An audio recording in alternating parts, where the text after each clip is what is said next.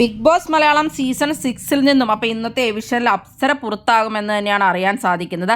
വോട്ടിങ്ങിലെ ഏറ്റവും കുറവ് അപ്സരയ്ക്ക് തന്നെയാണ് വോട്ടുള്ളത്. പോളുകളിൽ എല്ലാത്തിലും അപ്സരയ്ക്കായിരുന്നു കുറവ്. പക്ഷെ ഒരു ഫെയർ എവിഷൻ ആണോ എന്ന് ചോദിച്ചാൽ ഇപ്പോഴത്തെ ഒരു ഇതിൽ ഫെയർ എവിഷൻ ആണെന്ന് പറയാൻ പറ്റില്ല. കാരണം അപ്സരയെക്കാളും മോശമായിട്ടുള്ള കളിക്കാർ അവിടെ ഉണ്ട്. നോറ, സായി, നന്ദന, ശ്രീതു, ഋഷി, അൻസിബ ശരിക്കും പറഞ്ഞാൽ ഉള്ളതിൽ എല്ലാ കാര്യത്തിലും കൃത്യമായ നിലപാടുകളും അതുപോലെ തന്നെ നന്നായിട്ട് ഗെയിം കളിക്കുന്നത്, ടാസ്ക് ആണെങ്കിലും ഡാൻസ് ആണെങ്കിലും എല്ലാ കാര്യത്തിലും ആക്റ്റീവ് ആയിട്ടുള്ള ഒരു കണ്ടസ്റ്റന്റ് തന്നെയാണ് അപ്സര. പക്ഷെ പുള്ളിക്കാരിനെ പ്രേക്ഷകർക്ക് അത്ര ഇഷ്ടമാവാത്തന്നെ മെയിൻ ആയിട്ടുള്ള കാര്യം പുള്ളിക്കാരിയുടെ ഒരു ഓവർ ആയിട്ടുള്ള ഒരു അധികാരം കാണിക്കലും കാര്യങ്ങളൊക്കെ തന്നെയാണ്. കുറച്ച് ഓവറായിട്ട് നമുക്ക് ഫീൽ ചെയ്യും. അതുകൊണ്ട് തന്നെ പുള്ളിക്കാരി പ്രേക്ഷകരുമായിട്ട് അത്ര കണക്ട് ആയിട്ടില്ല എന്ന് വേണം പറയാൻ.